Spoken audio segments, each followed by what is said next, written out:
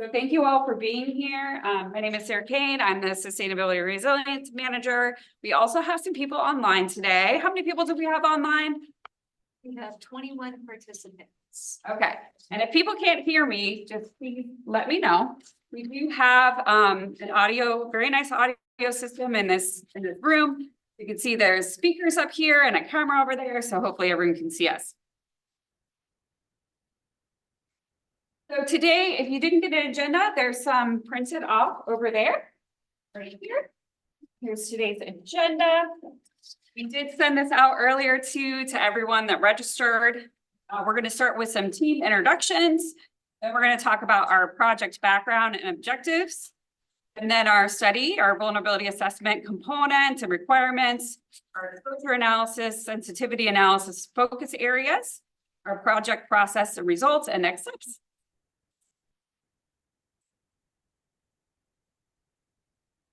So just some team introductions. Like I said, my name is Sarah Kane. I'm the Sustainability and Resilience Manager here at Extension. And then we have Lee Hayes Byron, our Director. Aaliyah Garrett, our Sustainability Outreach Coordinator. And Kate is our Summer Intern. And Ashley. Hello, I'm Ashley Lean. I'm with Taylor Engineering. We are a coastal engineering firm helping Sarah and the team do this vulnerability assessment. I have a few colleagues online as well. Michael Docharco, he is Vice President of our Water Resources and Sustainability Group, as well as a few additional coastal engineers and GIS folks too. So Taylor Engineering contracted with us for this work. Really happy to have them on board. And do you want to talk just about Joe? Yes, sorry, I forgot to mention as well. On our team also is Jones Edmonds. They are an engineering firm as well. They specialize in the water environment. And how many of you have been to our office before or in a chemistry class? Oh, quite a few of you. If you haven't, we are a partnership between the University of Florida and IFAS stands for the Institute of Food and Agricultural Sciences. Our department name is IFAS Extension and Sustainability. I know it's a long title, but we are one of the departments in the county, and we focus on 6 core areas. So we have gardens and residential horticulture agents that work on community gardens and school gardens and plants. We have a lot of great master gardener volunteers that help us. You might see them out here at the plant clinic or around the community. We also have a lot of natural resources areas. We have chemical and environment, ecology and natural resources, our marine sea grant agent, waste reduction and water resources. Our family and nutrition sciences, that's our family nutrition program, where they serve low-income community members on health and nutrition. Of course, our sustainability team. And then you've all probably heard of 4-H before, maybe. And that's our youth development. So we really try to meet the needs of the community with university research classes and internship programs, volunteer programs to meet the needs of our community. So we are going to have a couple poll questions. We're trying to make this interactive. So for those of you online, Kate is going to make sure that the code is entered in the chat, but you can go to menti.com. For those of you that are here, you can scan this QR code on your phone if you can, and I'll give everyone a couple minutes to do that. And it's just menti.com. If you're not able to get the scan to work, we did test it out. It is working. And you can scan that through your camera and enter the code 27705175. I'll give everyone a couple minutes to log on. Just let me know if you're having any issues with that and we can have our team help. Again? 27705175. No worries. And we will be going through the questions, so feel free, just once it opens up to that first one, we'll go through and prompt them up before you go ahead and respond. There's about 5 questions in the whole thing, so just keep it open as we go through. And it should automatically go to the next one as you submit them.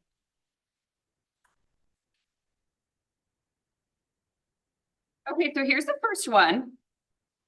And I'm gonna switch over to our online live poll. Oh, and we already have some answers coming in, great. So what area, neighborhood of Sarasota County do you live and work in? I have a lot from Venice, Inglewood, Sarasota Springs,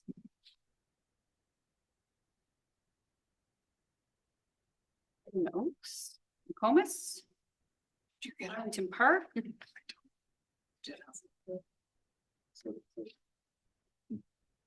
175.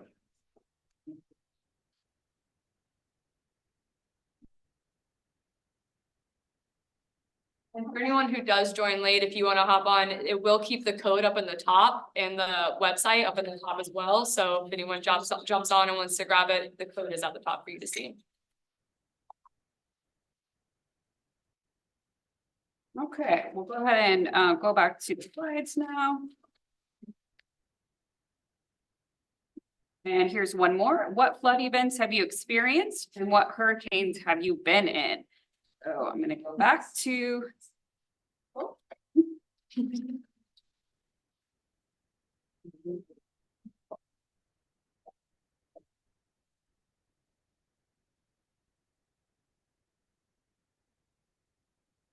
770-5175.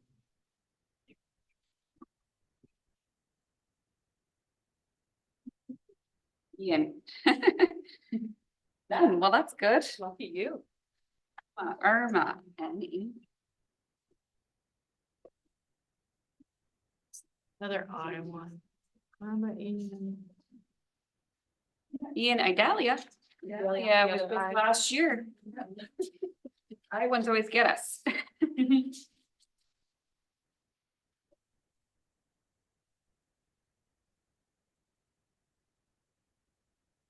Early. I've never heard of Gloria before. When was that?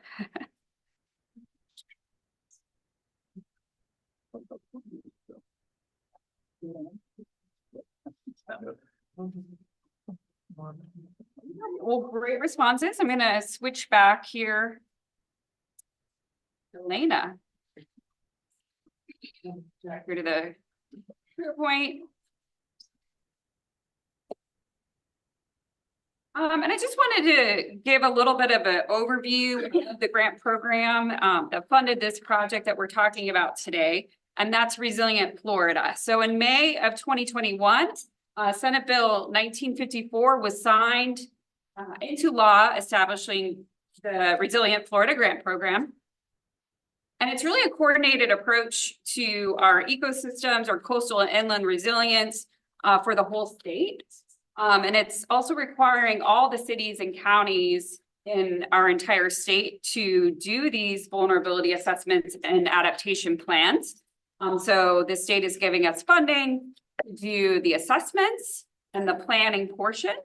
And then we're able to apply for projects for implementation. So for me, that's the most exciting part is it's great to do the studies and the planning part. But one of my goals was really get all the county departments to start thinking about this and recognizing projects that we can apply for funding for implementation to actually make our assets less vulnerable. It is the largest investment in Florida's history to prepare our communities for sea level rise, storms, and flooding.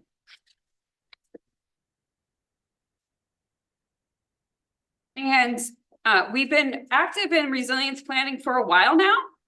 There's been several vulnerability assessments done and throughout the last few years. Also, there's been regional studies done that we've also used as a background analysis for this report that we completed. And like I said, this is really trying to get us to think about projects that we can implement for our assets to make our community less vulnerable to these risks.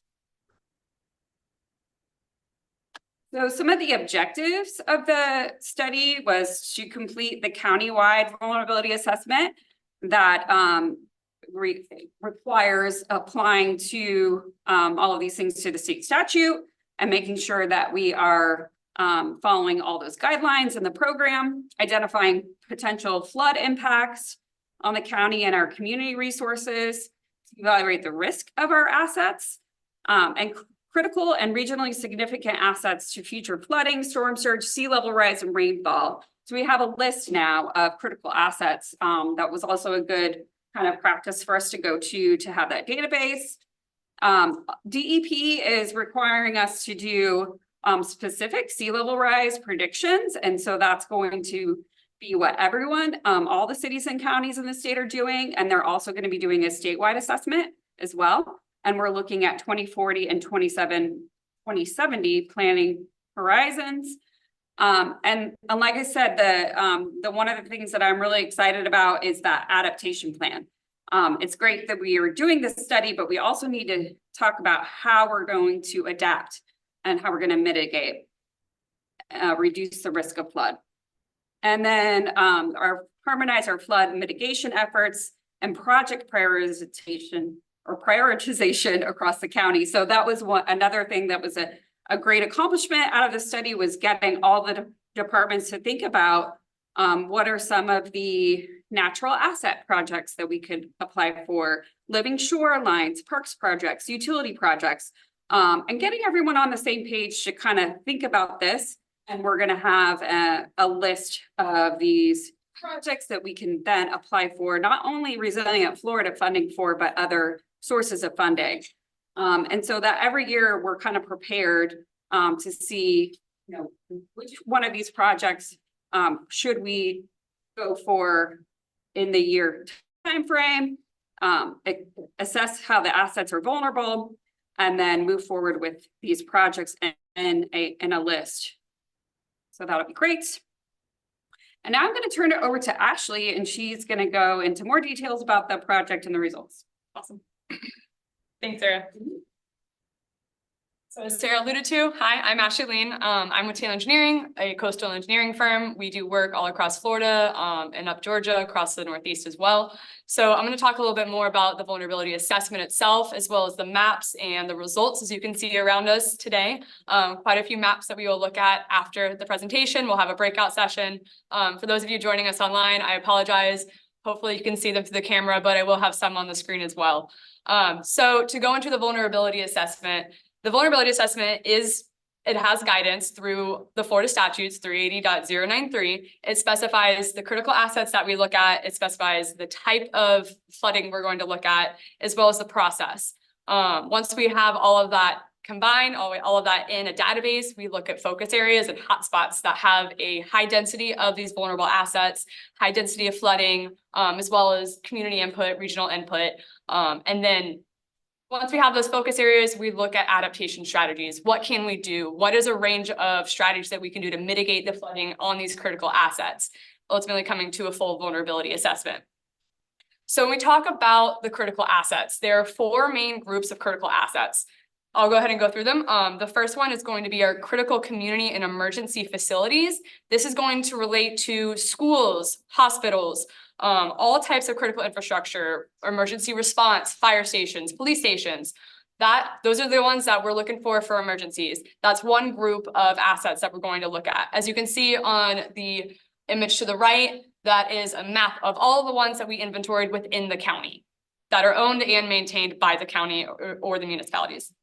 The next one is going to be critical infrastructure. This is going to relate to primarily our utilities. So we're looking at wastewater and water treatment facilities. We're looking at lift stations. We're looking at communication facilities, such as those that are going to keep the lifelines of the community running when there is a flooding situation, as well as, the electrical lines too. Those are all super important when we have a flooding problem.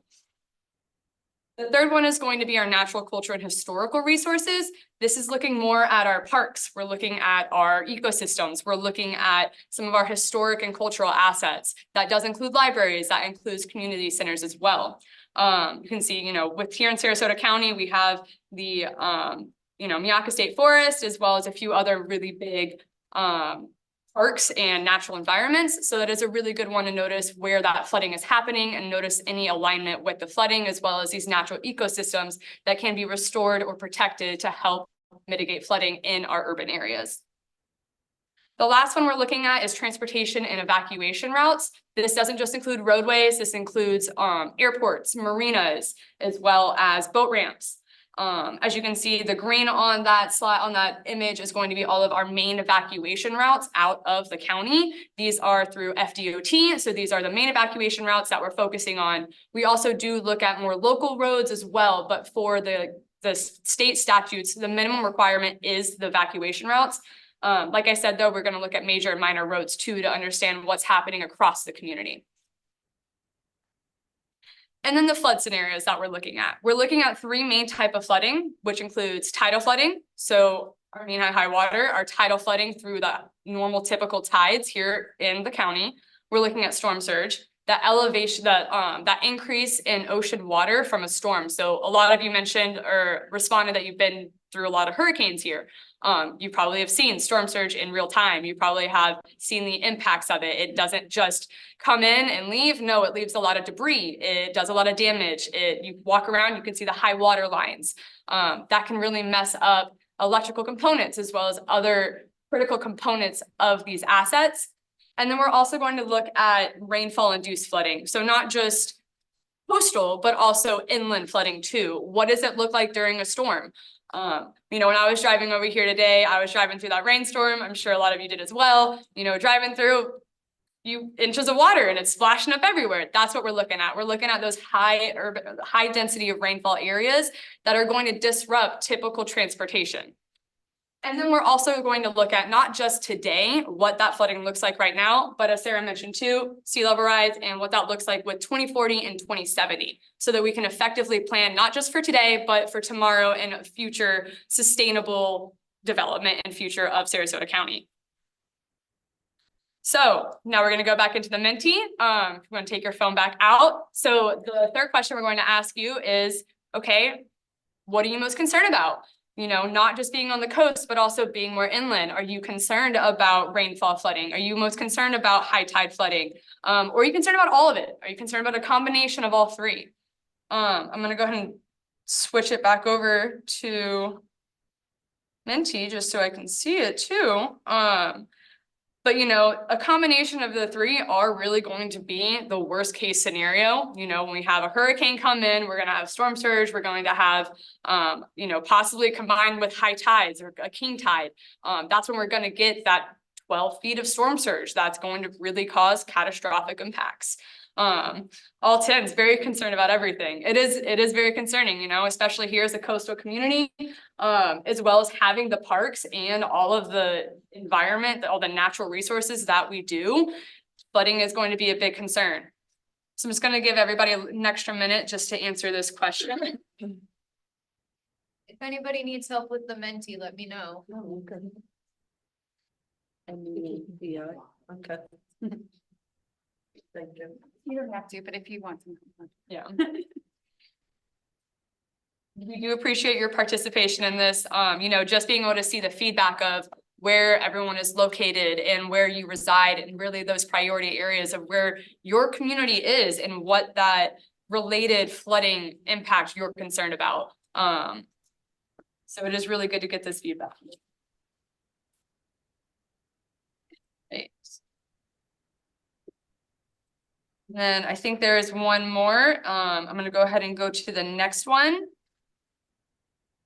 This one's going to ask a little bit more about the critical infrastructure. So what is most important to you after a flood event? What type of infrastructure are you most concerned about evacuating, get out? You looking to leave? Are you concerned about emergency response? Are you not able to leave? And for some reason you have to stay here and weather the storm and you're concerned about emergency services getting to you? Are you concerned about utilities? You know, power lines down, water lines are out. What does that mean? You're not going to be able to get that power? Do you have backup generators? Do the utilities have backup generators? Those type of things. And then schools, community centers, you know, those are also important too, just in the sense of a place for the community to come together, to get those sandbags, to get resources, to get extra water. Those are also huge important aspects as well that we're looking at. Just give an extra moment. Utilities are looking like they're the most important across the board, which they definitely are. Emergency response as well. Those are pretty important. Not being able to get help during these flood impacts is a big issue that a lot of residents face.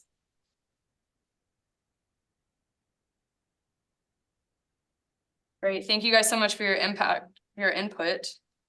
Okay. So those were the two. So the main question of this whole study is, what do we do? What do we do about these threats? As Sarah's alluded to also, Sarasota County really is striving to be a resilient community. So by doing that, you know, to be a resilient community, it means we adapt to these changing conditions, not just looking at today's issues, but tomorrow's issues, not just looking at today's issues and the flooding, what it's going to look like in the future, but also what does our development look like in the future? And allowing people in places to recover quickly from these natural disasters. Just kind of an overview of what we believe a resilient community looks like. And so to be able to adapt and mitigate, we're looking at options to adapt, and that means preparing and adjusting to these different climate conditions. We're preparing and adjusting our infrastructure to adapt to the worsening conditions, to worsening storms, to more people, more development, more urban runoff. We're adapting to that. And we're also mitigating. We're trying to reduce and prevent the impacts of flooding. That means we're not putting a huge hospital right in a floodplain. You know, we're not putting these critical components in the most vulnerable locations. And so now I'm going to go into a little bit more about the maps. So, you know, you see the maps on the walls. This map here, just to show you some of the results from our analysis. This map is specifically a 100-year storm surge. As you can see here, the little yellow star, this is where we are here today. On the next 3 slides I'm going to show you, we're going to look at the county as a whole, as well as where we are today. And you can see kind of the difference of not just storm surge, you know, that does impact our coastal areas, but it doesn't really not a concern for us here, right?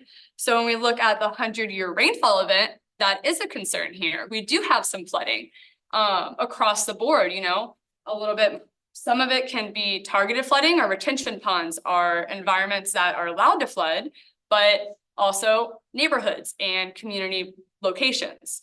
And then we're going to look at what does it look like combined. So when you have the 100-year storms and the 100-year storm surge, as well as the 100-year rainfall event, what does that look like across the county?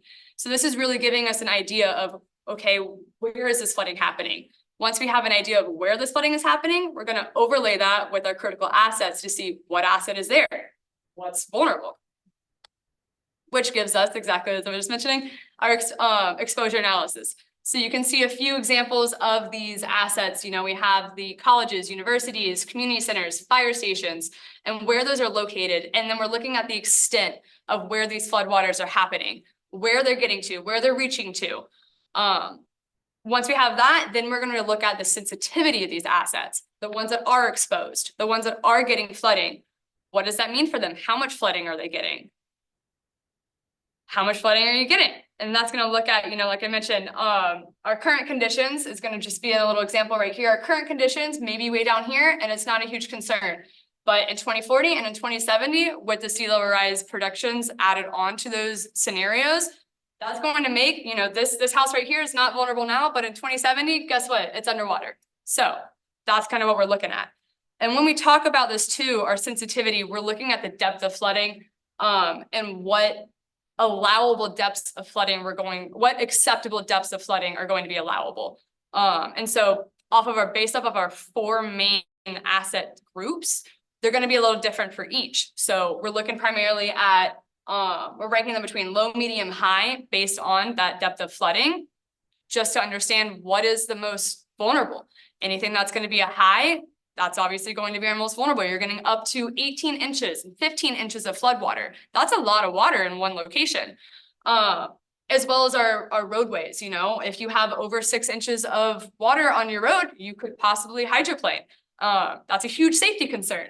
And then we're also looking at assets too. And so the depth of flooding is going to be a little different of our assets, our parcels, our property. You know, if you have just a sliver of the property that's being flooded, it could very well be in a location that you want it to flood. You want it mitigating it away from the building. But if you're looking at flooding and you have over 75% of the property is flooded, that's looking at your footprint. You're looking at the entire parcel that could possibly be underwater.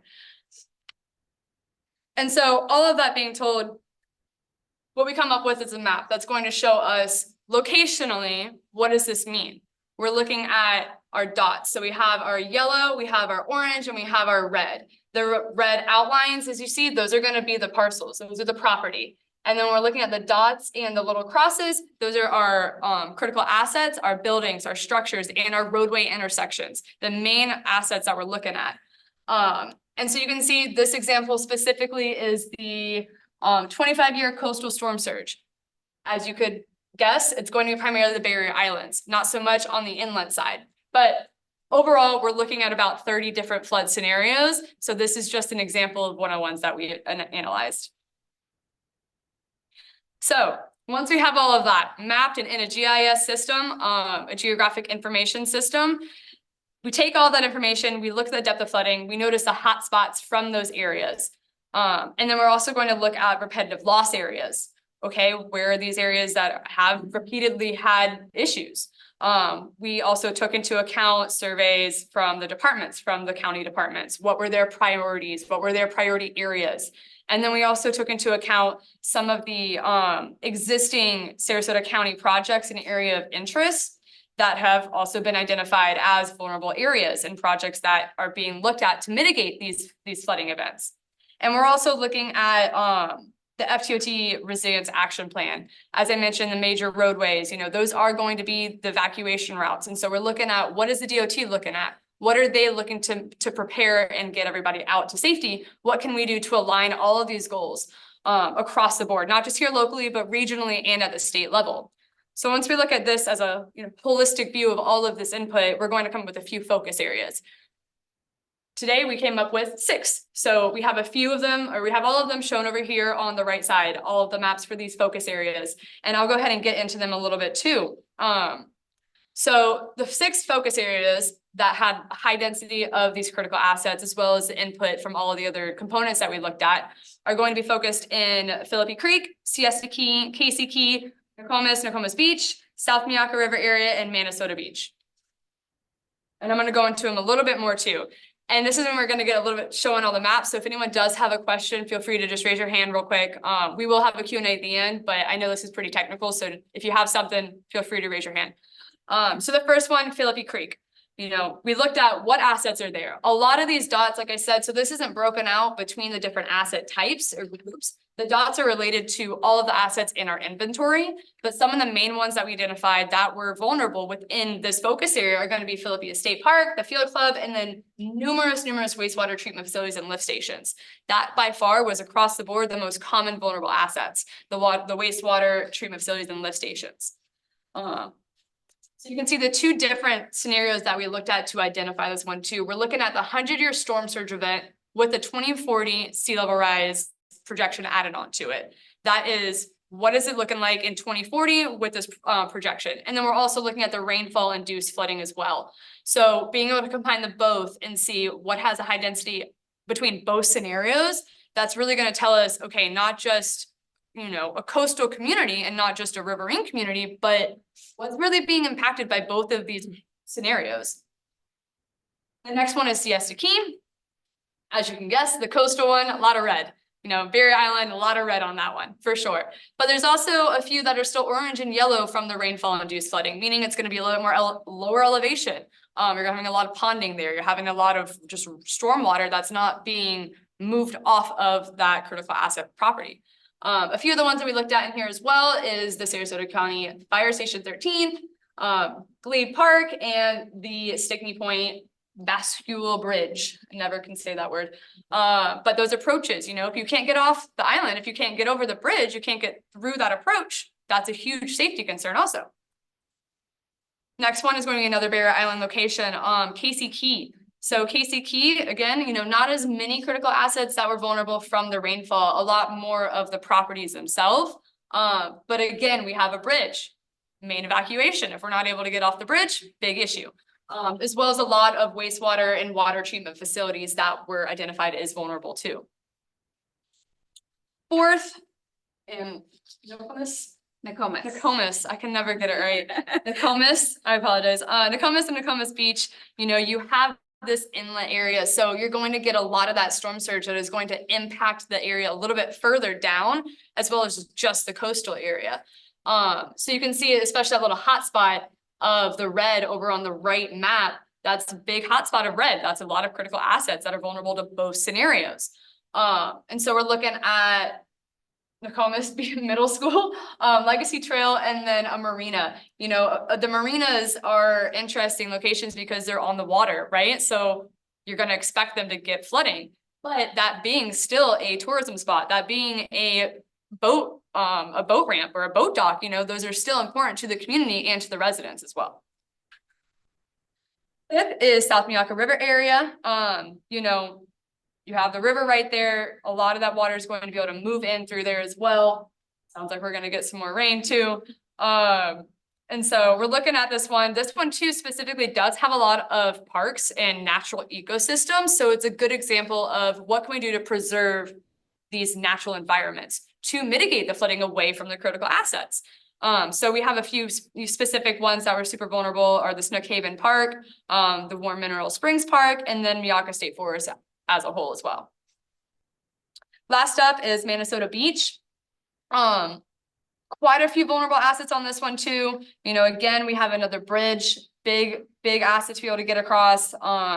We have the Minnesota Beach Park and then the Indian Mound Park as well, which is a cultural asset. So being able to look at all these different types of assets, all these priorities for different people and different residents and county departments across the county itself is really critical to this analysis. So once we have all of that come up and identified, do you want to take it from here? No, sorry. One more. Yeah. Once we have all of that, we're looking at the adaptation plan. The vulnerability assessment looks at where is everything located, where is this flooding happening, where are assets. Now that we have all that information, how are we going to adapt? How are we going to come up with strategies to mitigate this flooding and protect these assets? And so the two main phases of the adaptation plan, it relates to the recommendations by focus area and asset group. So as I was just talking about a minute ago, the focus areas, okay, what are we looking at in there? What are the critical assets? What are recommendations that we can come up with for this specific area? And then we're also looking at project prioritization by common themes and goals so that we can align the county departments. We can align all these efforts that are going on to make a really comprehensive and thoughtful plan to mitigate these floods and make a safer community. And so now I'm going to go into the types of adaptation strategies. You know, there's a bunch of strategies that we could go over. I'm going to keep it pretty high level, but we've got 5 main types of strategies that we're going to look at, which includes avoidance. So we're avoiding development. We're avoiding these areas completely. Then we're looking at accommodation. We're adjusting the land use and we're accommodating the flooding, meaning we're going to let it flood, but we're going to just do what we can to not let that asset itself have any harm. And I'm moving through, I'm throwing some examples up here too. Protect, we're going to use hard structures or soft structures, seawalls and nature-based solutions to protect and be that first barrier from the flood walls, from the floodwater. And then we're going to retreat, you know, if it's repetitive loss, if it's already a natural environment, let's turn it into a park and let's retreat completely and let that ecosystem be what it wants to be. And then procedural, we're looking at policies, plans, we're looking at assessments as this one today, and what we can do to help prepare the community. And so just a few examples, you know, we've got living shorelines and nature-based solutions, bioswales, flood vents on park restrooms. Those allow the flood water to come in and flood back out. And we're also looking at shoreline stabilization as well as elevating structures too to get them out of that flood water. And so now we're going to hop back on Menti. Another question for you. So once we talked about those a little bit in high level, but those adaptation strategies, just want to get your input of what type of strategies you would like to see the department or the county put more effort into and the projects that we're looking at. Do you want to see additional nature-based solutions? Do you want to see some utility hardening, elevating roads and buildings? Do you want to see more of this type of workshop, more public outreach and more education so you can know what that means for you? Or do we need stricter plans and policies in place? So I'm just gonna give you guys a second to answer that. And then I will go ahead and pass it back to Sarah. Okay, given a lot of feedback here, nature-based solutions. Updated plans, policies, codes.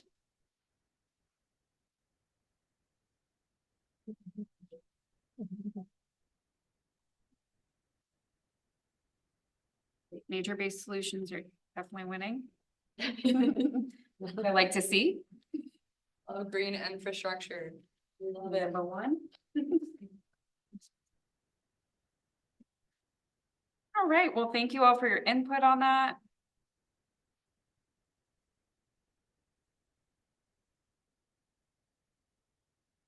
So next steps, implementation. As I mentioned before, definitely interested in what types of projects we can apply for. We are going to be doing a community level analysis next with Taylor Engineering to refine the VA and look at census block level data in the unincorporated areas and using social and economic vulnerability index. So that'll get a little bit more detail on community-wide analysis versus just our county structures. We're gonna continue to apply for grant funding for not only the Resilient Florida implementation projects, but other sources of funding as well.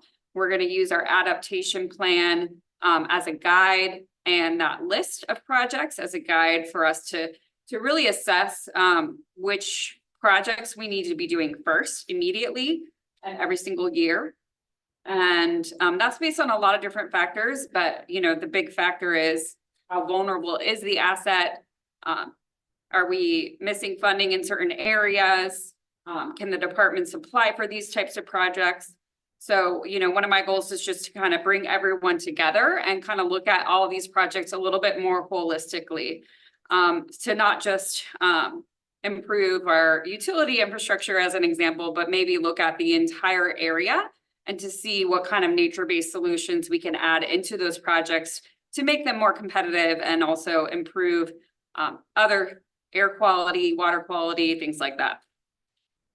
So really work across departments and regionally. So in 2020, we joined the Tampa Bay Regional Resiliency Coalition, and we've been meeting with them and attending their events. I'm on the steering committee, and really just trying to look at these issues regionally versus just our county, because as we all know, water doesn't stop at county lines. So we need to make sure that we are working with other regional partners, state partners, and national partners. We are going to be doing a story map as well. I'm really excited about that.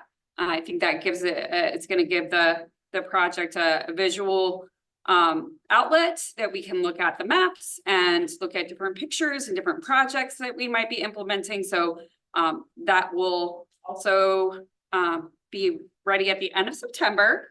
Our final assessment and adaptation plan will be completed at the end of September. That will close out our grant. We'll also have this story map, and then we'll go into the community level analysis. And this is just a screenshot of what it kind of is going to look like with all these different categories for the story map, talking about flooding, the assessment, the adaptation planning, what does it mean for you, and next steps. And here's just another screenshot of, it's going to be an kind of an interactive map where we can see all the assets in different areas. And then here's another screenshot of just, you can see we'll have pictures of schools, fire stations, all these different categories of assets, and the flooding sea level rise scenarios. We also we'll have information up on our scgov.net/sustainability page. If you go to scgov.net, we have our IFAS Extension page on there, and also a sustainability page, has a lot more information, not only about this, but also other projects we're doing. We do have some flyers in the back, so feel free to take that. We're actually working on our comprehensive climate action plan right now, which is through another grant program through the EPA Climate Pollution Reduction Grant.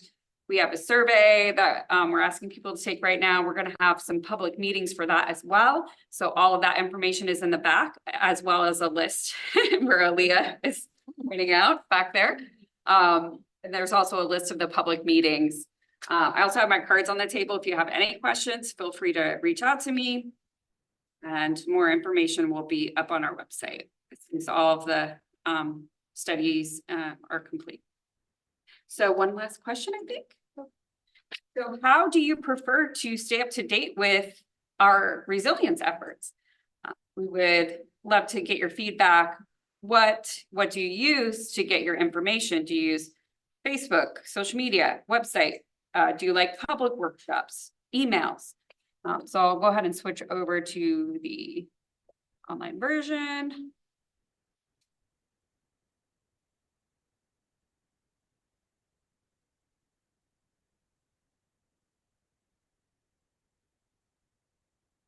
Oh, there it is. It's coming up now. Yeah. So that email that's winning. It looks is. like. Very nice. So if you're not on our email list, I don't know if we have a sign up sheet back there, but you can put a little star next to your name on your email, next to your email on the sign up sheet. So if you didn't sign up today, please make sure you sign in. We do need that for our grant records. And you can put a little star next to your email and we can sign you up for our newsletter that Aaliyah sends out. We also post everything on social media. So it looks like some of you like Facebook, but a lot comes from emails.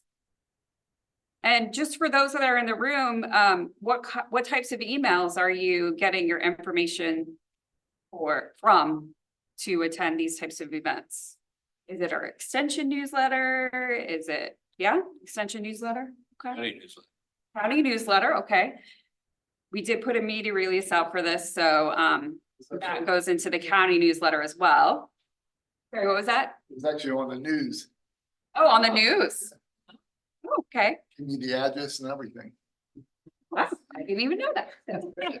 And thank you for the media being here, helping us promote. Appreciate that. Great. Go back. Now. And thank you. So at this time, we will take questions. We'll take them from the audience maybe first, and then I'll just ask Kate and Aaliyah to let me know if there's any questions from Zoom as well. And Ashley and I will answer the question. Yes. Thank you so much. Yes, Joe. Sarah, or Ashley, just a question for you for the rainfall component. Did you use a particular design storm? I know our stormwater management rules are 10 inches in 24 hours. I wonder if that's what you plugged into the model. I believe we did. I don't have the exact storm off the top of my head. I will have to, like, Jones Edmonds to talk about that as well, but we did use a specific design storm. Yes. Yeah.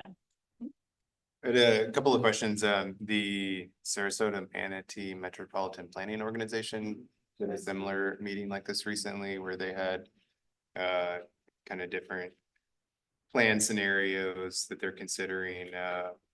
One that values like resiliency, one that values vibrant communities, one that values economic priorities, and another that's environmental. And do you all collaborate with their research in this? Yeah, for this study, we did look at their assessment, their vulnerability assessment. And also for our climate action plan that I just mentioned, they're on our committee for that.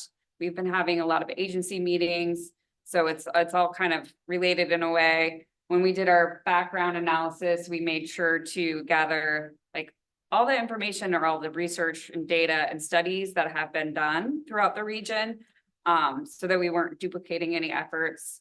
But yeah, they've been doing some cool stuff too. Yeah. Yeah. And then I think I wondered too, in that evaluating the 2040 and 2070 scenarios, are you making certain assumptions about continued hardening of the landscape, say with like new development being allowed closer to the Mayaca watershed in one possible scenario, or less? We didn't really take into account the sea level rise projections are mandated as well, so they come from the state.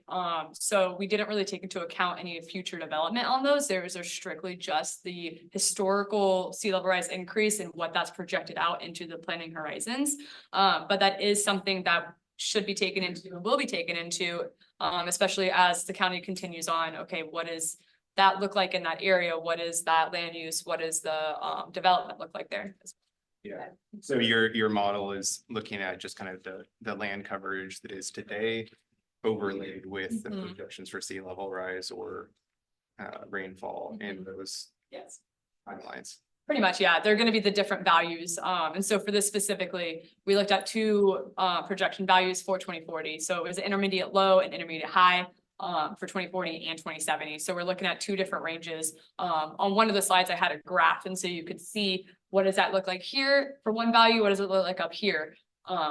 And so it's so it's 1.5 feet versus 2.5 feet. But that is just a value that gets added on to the flood value that we have, the storm surge or rainfall scenario that gets added on top of it to see, okay, how much further does that inundate now into the land area itself? When we allow more development, is somebody modeling like what that would look like? Not There in this was study. actually just a study that just came out. I just got an email about it, I think this week. I think it was with 1,000 Friends of Florida and who's the other, it was a UF, it was UF, right? Pretty sure. That kind of did look at that for every single county in the state of Florida. So if you want to send me an email, I'll forward that link to you. That'd be helpful. Yeah. Thanks. So this might seem random, but I'm starting to get concerned about all the natural grass that is being stripped out and replaced with artificial turf. And I know Sarasota County right now has 5 playgrounds that have artificial turf. They're doing 4 sports fields, taking out the grass, putting in turf. The city as well, and Longboat Key has a dog park with artificial turf right at Bayfront Park. It only absorbs like 50% less water in a storm event than regular grass would. It also has, of course, forever chemicals, and it can leach into the water, our waterways. So, and it's becoming really, really popular with cities and counties. So I'm wondering, do you guys have, I don't think it's a problem right now, but I think is increasing popularity of it for commercial use, county and cities and private property. Are you guys concerned at all about that? We haven't personally looked into it, I think our department, but that's a really good point. And I feel like maybe we could do some research on what other cities and counties are saying about it, and any kind of, papers that are coming out about it. Some are banning it. Some are like the Northeast are banning it totally, because especially coastal communities, because it can be such a problem with flooding. Yeah, we could definitely make a note to definitely look into that and Okay. to see what other cities and counties are, and if there's any research out there about it. Sierra Club. Sierra Club, okay. Yeah, Okay, thank you. a very good point, though. I mean, it's definitely gonna influence water quality and stormwater runoff and all of those things, so. It destroys the soil. And we could see if maybe UF is looking into that. Yes, we got a question about a year ago on it, so we have looked into UF research before. I'd have to find those emails, but we did that, dug into that question in the past. I know you were talking about a couple evaluations and straightening out problems with swells. You were talking about raising a home. You're talking about a seawell or a seawall. How about water towers? I don't see any water towers down here. And what they'll do is they'll tell you about there's a drought going on. And once they say about a drought, next thing you know, it's raining every day afterwards. Bottle it, That's a great point too. bottle it. Promoting even rain barrels. I mean, people being more sustainable. I mean, even the building itself is a rain barrel right out front here as We have well. rainbow classes, yes. So I mean, that is a good point too. Power. Absolutely. Up north, they're all over the place. I thought maybe somebody complained that it was an eyesore or something like that. Come on. Right. Like if it's, well, you see them now, but now they look like trees. So, I don't know. I think that may alleviate a lot of problems. They're pretty massive. And they pay for themselves because you pump the water out, it comes out by gravity. It'll pay for itself. Is it- Definitely another strategy to look into for some issues. Should. Absolutely. Nobody can answer my question. But yeah, floods. We can definitely look into that. Yeah. Yes, oh, yeah, go ahead. Are you using a decision support technology or methodology to address prioritization, event probability, focus area selection, resource scheduling? Definitely, yeah. We are. I'm sorry, I didn't fully understand the Where you apply metrics to your rating system and then computerize that? a little bit more qualitative than quantitative at the moment. But yeah, we're looking into how to make that more quantitative of an assessment. But yeah, we are getting, and that's exactly why we want the feedback too. What are the priorities? We're looking at the density, so specifically to the focus areas too, and what what quantifies a dense area of these assets. It's really just the counts, how many of them are within this focus area and how many of them are ranked high or medium. If that answers your question a little bit more. Well, when you talk about when you were talking about focus areas, you were looking at locations and they could also be elevation or public impact. So the discrimination between how you focus the use of your data and cross it to the support you're gonna need, whether it be financial or chronological. I'll talk to you a little bit afterwards. Yeah, absolutely, please do. But yeah, even just to elaborate too, what went into the focus areas, and even you mentioned the MPO, the Sarasota Manatee Metropolitan Planning Organization, so many acronyms. We took all of their data and what most vulnerable roadways they were looking at, and we mapped them out as well to see what aligned with our results, what aligned with these assets in these areas, and what fell into these areas. That was how we kind of came up with the boundaries of them, as well as the DOT, those projects, okay, which ones of their main projects fall within our areas as well, that are areas of concern. And the sensitivity analysis and the exposure analysis. Correct, yes. The sensitivity analysis. Sensitivity would bring out things like how is emergency services impacted when you've lost communication or access? Yeah, being able to look at the cascading impacts of one asset and how that impacts the others is definitely something that, should be evaluated on a more detailed scale. For the purpose of this project and for the grant itself, we didn't really have the opportunity or time to really look at every single asset and what that cascading impact is. But that definitely is something that should be evaluated when we get further into the project prioritization and implementation projects, so that it's looking more at the holistic issue, not just one asset alone. Do we have any questions on Zoom?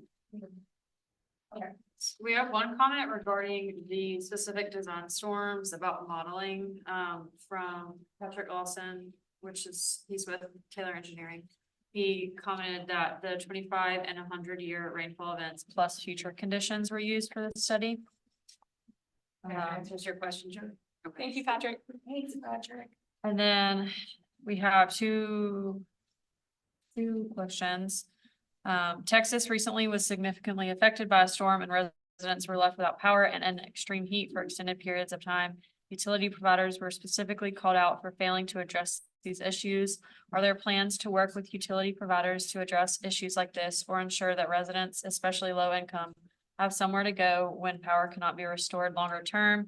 Or do power companies have plans in place to reduce the lengthy loss of power that can end up causing other problems such as heat-related illness, loss of life, etc.? Are there any plans for sort of longer-term resilient community hubs to serve people with resources, AC, etc., not just during a storm, but if services cannot be restored after? Wow, that Great is an question. amazing question, Yeah. and Aaliyah is doing that right now. Okay. So yes, great question. Thank you for asking that. Extreme heat is a really important issue that's only becoming more prevalent as time goes on. I am working on a federal grant application right now to establish cooling centers and resilience hubs in North Sarasota.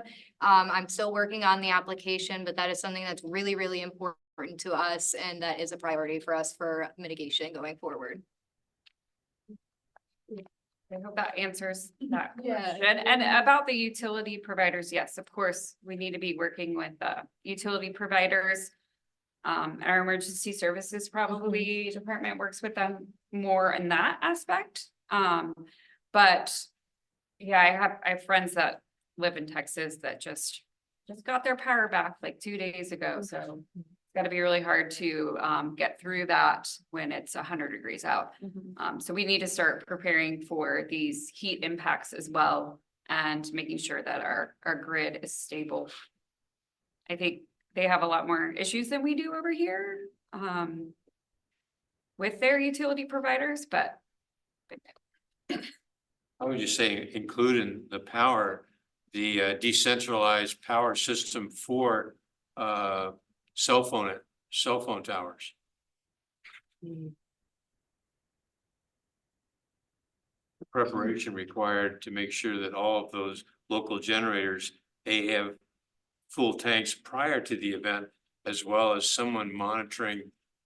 If you've gone 3 days, someone should have has to fill that tank, and do you have access? So that's the type of infrastructure that benefits communications. Without the communications, you can't use the emergency system.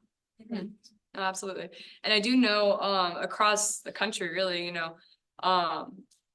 providers are doing additional assessments on their own through grant funding too. I know broadband's a huge one, especially in Texas, that they're looking into and what resilient broadband looks like, as well as the water management districts. They're doing vulnerability assessments too, independently. As we keep moving forward and as we keep understanding what it looks like, I think the collaboration between all of these counties, municipalities, the state, and governing bodies are able to actually kind of drive what that looks like, hopefully. Yeah, and very valid point. Yes, we need resilient communication systems, and that's part of this effort. We're looking into satellite phones and different sort of community mesh networks for different Wi-Fi situations for when the grid is down, for when communication systems are down. So yes, nothing works if we can't get in touch with each other and make sure that these things are set up the way that they need to be. So really great point. any more questions? Yes, we had one more on the chat and then it was answered, but the question was, can you share why Venice was not in any of the chosen study areas? And Nicole from Taylor Engineering responded that the city of Venice conducted their own vulnerability assessment, so our focus areas looked at unincorporated areas. Yeah, and all of the cities in our county are either have already completed this vulnerability assessment or are gonna be wrapping it up soon. So City of Venice is done, and actually Taylor Engineering is doing theirs as well. And the city of Sarasota. Sarasota Is almost done. will be done in September as well. And then Northport is doing theirs as well too. So Yeah. all of the cities, it is, And the town of Longboat Key has already completed theirs. yes. I think it is, I don't know what the date it specifically is, but by the end of the year, they FDEP was going to mandate that every community across Florida has a vulnerability assessment complete. So every municipality, county as well. And then we are also conducting we're wrapping up the statewide vulnerability assessment too, which is going to include all of the state components, and then it's going to roll into, okay, what does that look like on a local level? So we are communicating with the state level as well as the local county, and then even more local municipalities too. And so I think City of Venice might already have some of that information on their website, but if you can't, just contact me and I can connect you with the person at the City of Venice to get those studies. Great, well, thank you all so much.